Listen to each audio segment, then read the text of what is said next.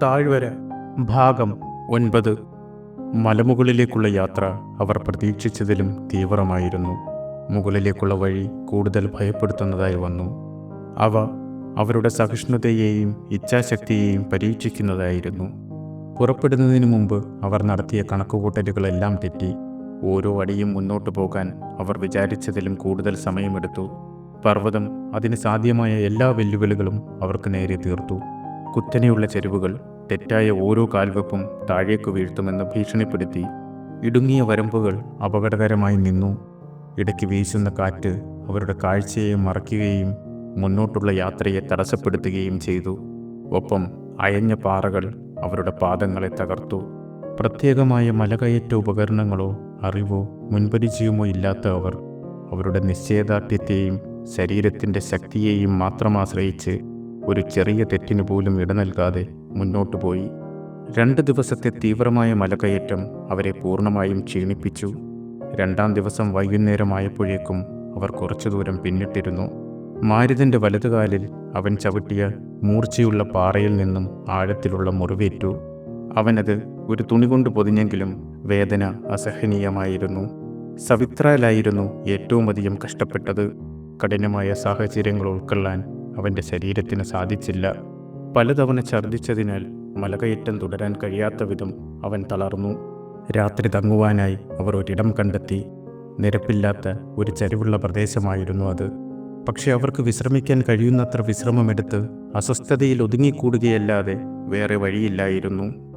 3-ാം പ്രഭാതമായപ്പോഴേക്കും സവിത്രാൽ നടക്കാൻ കഴിയാത്ത വിധം തളർന്നു പോയിരുന്നു.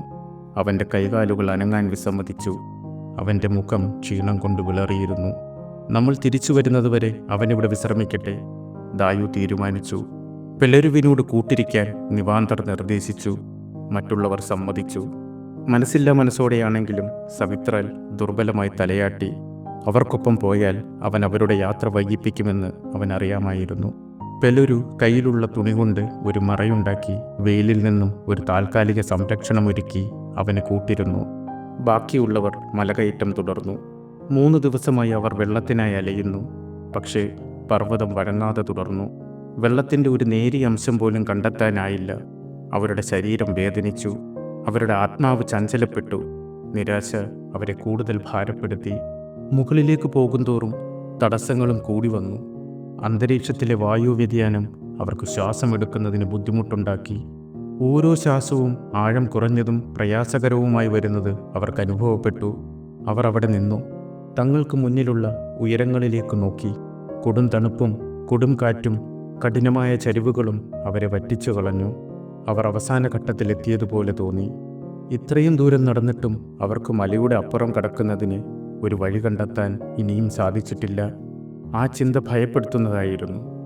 വഴി കണ്ടെത്താനായില്ലെങ്കിൽ അവരുടെ യാത്രയുടെ അർത്ഥമെന്താണ്? ഇത്രയും ദൂരം കയറിയിരിക്കുന്നു, വളരെയധികം സഹിച്ചു.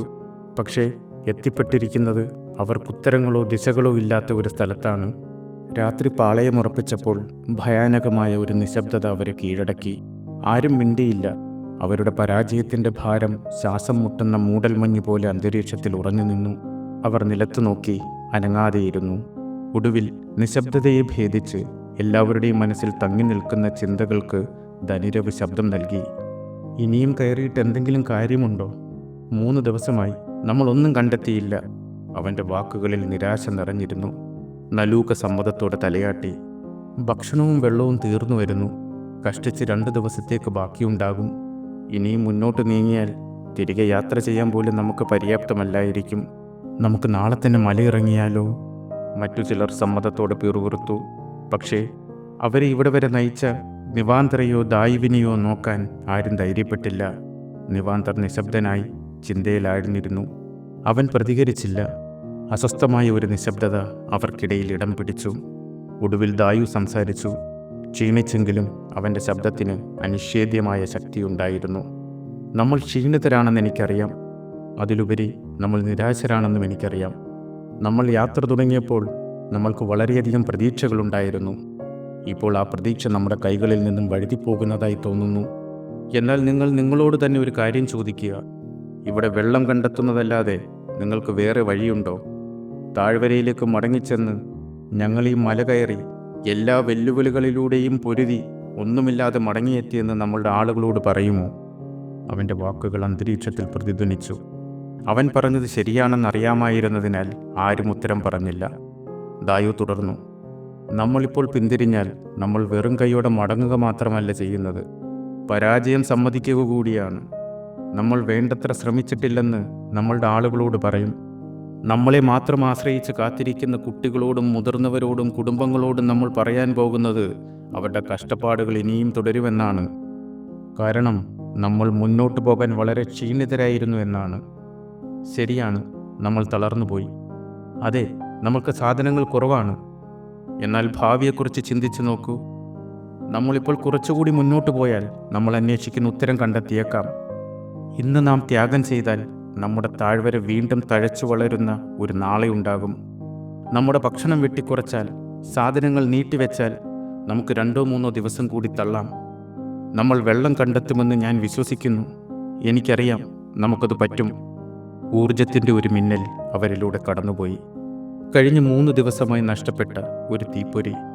ദായുവിൻ്റെ വാക്കുകൾ അവരുടെ ഉള്ളിൽ തീയാളി കത്തിച്ചു. അത് സത്യമായിരുന്നു.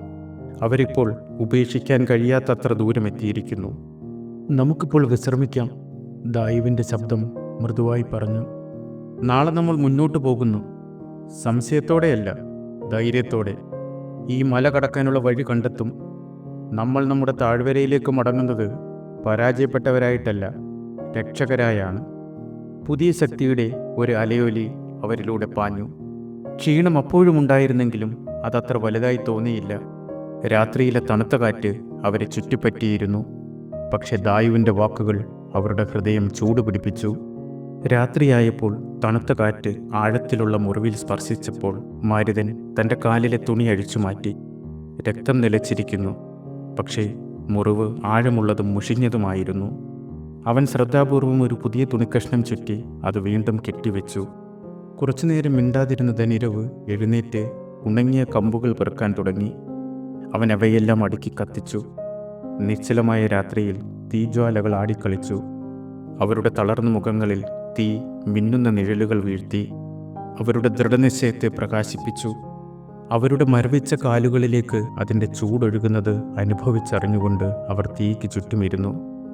വേദനിക്കുന്ന പേശികളിൽ യാത്രയുടെ ഭാരമനുഭവിച്ചുകൊണ്ട് തീജാലുകൾ നൃത്തം ചെയ്യുന്നത് അവർ വെറുതെ കണ്ടു.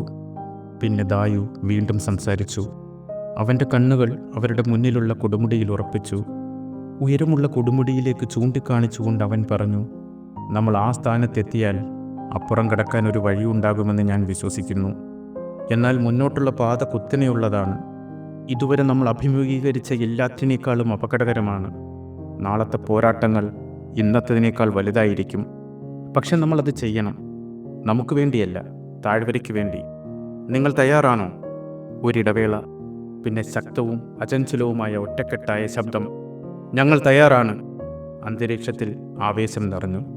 ക്ഷീണം അപ്രത്യക്ഷമായിരുന്നില്ല, പക്ഷേ ഇപ്പോൾ അത് ലക്ഷ്യത്തോടൊപ്പമായിരിക്കുന്നു. അവർ ഇനി പിന്തിരിയില്ല.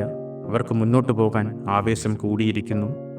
ഓരോരുത്തരായി തീയുടെ ചുറ്റും കിടന്നു. തണുത്ത പർവ്വതത്തിലെ കാറ്റിനെതിരെ അവർക്ക് ആശ്വാസം പകരുന്ന ചൂട്. തീജ്വാലകൾ മിന്നിമറഞ്ഞു. അവയുടെ വെളിച്ചം നീണ്ട നിഴലുകൾ വീഴ്ത്തുന്നു. ഒടുവിൽ സംഘം വിശ്രമം കണ്ടെത്തി. മുന്നോട്ടുള്ള യാത്രയുടെ ചിന്തകളുമായി. സൂര്യൻ്റെ ആദ്യ കിരണങ്ങൾ പർവ്വതത്തിൻ്റെ കൂർത്ത കൊടുമുടിയിൽ സ്പർശിക്കുന്നതിന് മുൻപ് തന്നെ സംഘം വിശ്രമത്തിൽ നിന്നുണർന്നു. രാത്രി തണുപ്പായിരുന്നു, പക്ഷെ തീയുടെ ചൂടും സഹയാത്രികരുടെ കൂട്ടുകെട്ടും അവരുടെ ആത്മാവിനെ വാടിപ്പോകാതെ സൂക്ഷിച്ചിരുന്നു. ഇന്നവർ മുന്നോട്ട് കുതിക്കുന്ന ദിവസമായിരുന്നു. തങ്ങൾക്കും അറിയപ്പെടാത്ത സ്ഥലത്തിനുമിടയിൽ ഒരു തടസ്സമായി നിലകൊണ്ട ഉയർന്ന പർവ്വതത്തിൻ്റെ അപ്പുറത്ത് എന്താണെന്ന് അവർ കാണുന്ന ദിവസമായിരുന്നു അത്. കഴിഞ്ഞ രാത്രിയിലെ ദായുവിൻ്റെ വാക്കുകൾ ഇപ്പോഴും അവരുടെ മനസ്സിൽ പ്രതിധ്വനിക്കുന്നു. അവർ ചിതറിക്കിടന്ന സാധനങ്ങൾ പെട്ടെന്ന് ശേഖരിച്ചു. നിവാന്തർ തൻ്റെ പതിവ് തന്ത്രപരമായ ബോധത്തോടെ ദിവസത്തെ യാത്ര ആസൂത്രണം ചെയ്യുന്ന ചുമതല ഏറ്റെടുത്തു. അവൻ താൽക്കാലിക പാളയത്തിൻ്റെ അരികിൽ നിന്നു. അവൻ്റെ മൂർച്ചയുള്ള കണ്ണുകൾ മുന്നിലുള്ള ഭൂപ്രദേശം മുഴുവനായി വീക്ഷിച്ചു. സമയം കളയാതെ പുറപ്പെടണം. ചൂട് കൂടുന്നതിന് മുമ്പ് കഴിയുന്നത്ര ദൂരം പിന്നിടണം. സഞ്ചിയിലേക്ക് സാധനങ്ങൾ നിറച്ചുകൊണ്ട് നിവാന്തർ ഉറക്കെ പ്രഖ്യാപിച്ചു. സൂര്യൻ ഉയരും തോറും യാത്ര കൂടുതൽ ദയയില്ലാത്തതായി തീരുമെന്ന് അവൻ അറിയാമായിരുന്നു. ദായുവിൻ്റെ സാന്നിധ്യം അവരുടെ ശ്രദ്ധ ആകർഷിച്ചുകൊണ്ട് മുന്നോട്ട് നടന്നു. എല്ലാവരും ശ്രദ്ധയോടെ കേൾക്കുക, അവൻ ശാന്തവും എന്നാൽ ഉറച്ചതുമായ ശബ്ദത്തിൽ പറഞ്ഞു. ഇന്ന് നമ്മുടെ കയറ്റത്തിൻ്റെ ഏറ്റവും കഠിനമായ ദിവസമായിരിക്കും. എന്നാൽ നമ്മൾ ഇതിനകം 3 ദിവസത്തെ പോരാട്ടം സഹിച്ചു. ഇപ്പോൾ ഭയമോ ക്ഷീണമോ നമ്മെ തകർക്കാൻ അനുവദിക്കരുത്. എല്ലാവരും പരസ്പരം മുറുകെ പിടിക്കുക, ബുദ്ധിമുട്ടുന്നവരെ സഹായിക്കുക, എല്ലാറ്റിനും ഉപരിയായി ജാഗ്രത പാലിക്കുക.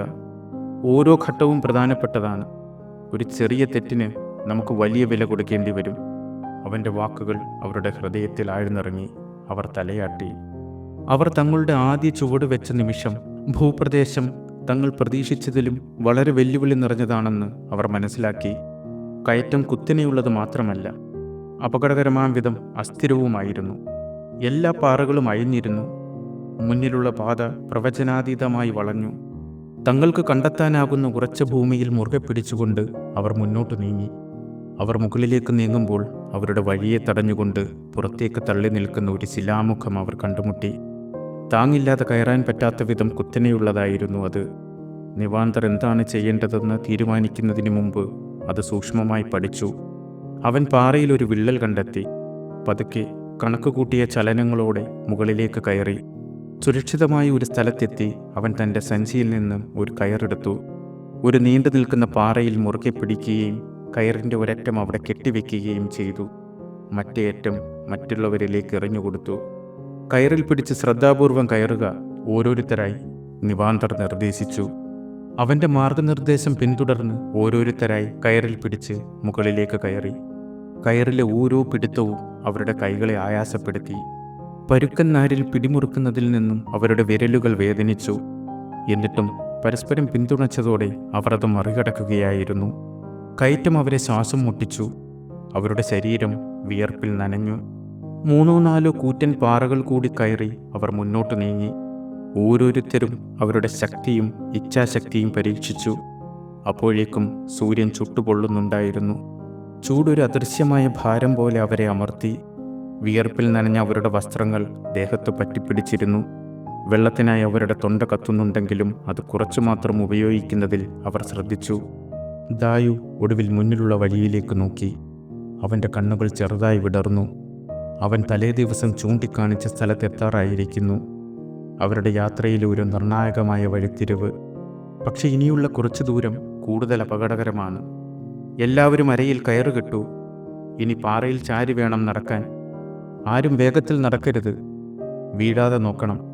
ദായു ശരീരം പാറയുടെ ഭിത്തിയിലമർത്തി ഇടുങ്ങിയ വരമ്പിലൂടെ ശ്രദ്ധാപൂർവം നീങ്ങി. മറ്റുള്ളവർ അവൻ്റെ വഴിയെ പിന്തുടർന്നു. അവരുടെ ശ്വാസത്തിന് ആഴം കുറഞ്ഞു വന്നു. അവരുടെ ഹൃദയമിടിപ്പ് കൂടി. ഓരോ ചുവടും ശ്രദ്ധിച്ചായിരിക്കണം. അവരുടെ പാദങ്ങൾക്ക് താഴെയുള്ള പാറകൾ ഓരോ ചലനത്തിലും ചെറുതായി തകർന്നു. ചെറിയ കല്ലുകൾ മലഞ്ചെരുവിലൂടെ താഴേക്ക് പതിച്ചു. ഒടുവിൽ ദായു പാറക്കൂട്ടം താഴേക്ക് ചരിഞ്ഞ ഒരു ഘട്ടത്തിലെത്തി. അവരിപ്പോൾ കടന്നുപോയ അപകടകരമായ പാറക്കെട്ടുകളിൽ നിന്ന് വ്യത്യസ്തമായി ഈ പാത പതുക്കെ മറുവശത്തേക്ക് നയിക്കുന്നതായി തോന്നി. അവൻ്റെ കണ്ണുകൾ പ്രതീക്ഷയാൽ വിടർന്നു. നമ്മൾ ശരിയായ പാതയിലാണ്, അവൻ മറ്റുള്ളവരോട് വിളിച്ചു പറഞ്ഞു. താഴേക്കിറങ്ങാൻ ഇവിടെ വഴിയുണ്ട്, ശ്രദ്ധാപൂർവം വരൂ. അവൻ്റെ ശബ്ദം അവരുടെ ഊർജം ജ്വലിപ്പിച്ചു. ആവേശത്തിൻ്റെ കുതിപ്പ് അവരിലൂടെ കടന്നുപോയി. നിവാന്തർ ആദ്യം ദായുവിൻ്റെ അടുത്തെത്തി. രണ്ടുപേരും താഴേക്കുള്ള പാത നോക്കി മുന്നോട്ടു നീങ്ങി. പിന്നീട് കണ്ട കാഴ്ച അവരിൽ ആശ്വാസം നിറച്ചു. മുന്നിലുള്ള പാറകൾ സ്വാഭാവിക പടികൾ പോലെ താഴേക്ക് നയിക്കുന്നു. അതിലുപരിയായി അവർ അത്ഭുതകരമായ എന്തോ ഒന്ന് കണ്ടു. പച്ചപ്പ്, മരങ്ങളും കുറ്റിക്കാടുകളും പാറകളുടെ ചരിവുകളിൽ പറ്റിപ്പിടിച്ചിരിക്കുന്നു. അവയുടെ ഇലകൾ ഊർജ്ജസ്വലവും ജീവൻ നിറഞ്ഞതുമാണ്. അവർക്കിതുവരെ അടിഭാഗം കാണാൻ കഴിഞ്ഞില്ലെങ്കിലും പച്ചസസ്യങ്ങളുടെ സാന്നിധ്യം ഈർപ്പത്തിൻ്റെ അടയാളമായിരുന്നു. പതുക്കെ മറ്റുള്ളവരും അവരോടൊപ്പം ചേർന്നു. അവരുടെ മുഖത്ത് പ്രതീക്ഷകൾ പ്രകാശിച്ചു. പാറക്കെട്ടുകൾ നിറഞ്ഞ പാതയിലൂടെ ശ്രദ്ധാപൂർവം സഞ്ചരിക്കുന്ന അവസാനത്തെ ആളായിരുന്നു മാരുതൻ. അവൻ്റെ കാലിലെ പരിക്ക് വഷളായി. ഓരോ ചൂടും അവൻ്റെ കാലിൽ അസഹനീയമായ വേദനയുണ്ടാക്കി. കാലിൽ ചുറ്റിയ തുണിയിലൂടെ രക്തമൊലിച്ചിറങ്ങി. അവൻ ചവിട്ടിയ പാറകളിൽ നേരിയ ചുവന്ന പാടുകൾ അവശേഷിപ്പിച്ചു. വേഗത കുറയ്ക്കാൻ വിസമ്മതിച്ച് അവൻ പല്ല് കടിച്ചു. മുന്നോട്ടുള്ള പാതയിലായിരുന്നു അവൻ്റെ ശ്രദ്ധ. ഉറച്ചു നിൽക്കാൻ അവനൊരു പാറയിലേക്കെത്തി. പക്ഷെ അവൻ്റെ വിരലുകൾ അരികിൽ പിടിച്ചില്ല. അവൻ തൻ്റെ ഭാരം മാറ്റുമ്പോൾ മുറിവേറ്റ കാലിൽ സമ്മർദ്ദം ചെലുത്തുന്നത് ഒഴിവാക്കാൻ ശ്രമിച്ചു. പകരം താഴത്തെ പാറയിൽ കാൽവിരലുകൾ മാത്രം വെച്ചു. പക്ഷെ ഉറച്ചു നിൽക്കാൻ അത് പര്യാപ്തമായിരുന്നില്ല. അവൻ്റെ വിരലുകൾ വഴുതി. അവൻ്റെ ശരീരം പിന്നിലേക്ക് കുതിച്ചു. പ്രതികരിക്കുന്നതിന് മുമ്പ് ഭൂമി അവനെ താഴേക്ക് വലിച്ചു. അവൻ വീണു. ഒരു കൂട്ട നിലവിളി അന്തരീക്ഷത്തിൽ നിറഞ്ഞു. മാരുതൻ പാറക്കെട്ടിലൂടെ താഴേക്ക് വീഴുന്നത് കണ്ട് മറ്റുള്ളവർ താഴേക്ക് കുതിച്ചു. അവൻ്റെ ശരീരം വഴിയിലെ കൂർത്ത പാറകളിൽ തട്ടി കല്ലിൽ രക്തം പുരണ്ടു. തോളിൽ തൂക്കിയിരുന്ന അവൻ്റെ സഞ്ചി ദൂരേക്ക് തെറിച്ചു. അതിലെ സാധനങ്ങൾ പാറയിടുക്കിൽ ചിതറി. ഒരു ദീനരോദനത്തോടെ അവനൊരു നീണ്ടു നിൽക്കുന്ന പാറയിൽ ശക്തമായി പതിച്ചു. ഒരു നിമിഷം അവിടെ നിശബ്ദത പരന്നു. തുടർന്ന് മറ്റുള്ളവർ അവൻ്റെ അടുത്തേക്ക് നിലവിളിച്ചുകൊണ്ട് പാഞ്ഞെത്തി. പാറയുടെ മുകളിൽ കമിഴ്ന്നു കിടന്ന മാരുതനെ നിവാന്തർ തിരിച്ചു കിടത്തി. അവൻ്റെ മുഖത്തും ശരീരത്തും മുറിവേറ്റു. ചുറ്റും രക്തം തളം കെട്ടി. അവൻ്റെ നെഞ്ച് ഉയർന്നു താഴ്ന്നു. അവൻ്റെ സഞ്ചിയിൽ നിന്നും തെറിച്ചു വീണ സാധനങ്ങൾ പാറയുടെ പല ഭാഗത്തായി ചിതറിക്കിടന്നു. അവയ്ക്കിടയിൽ മരത്തിൽ കൊത്തിയെടുത്ത ഒരു കുഞ്ഞിൻ്റെ ചെറിയ പ്രതിമ പാറക്കെട്ടിൻ്റെ അരികിൽ വീണു. ഒരു കാറ്റ് വീശി. ആ ചെറിയ പ്രതിമ പർവ്വതത്തിൽ നിന്നും കൂടുതൽ താഴേക്ക് വീണു. താഴെയുള്ള അഗാധതയിലേക്ക് അപ്രത്യക്ഷമായി.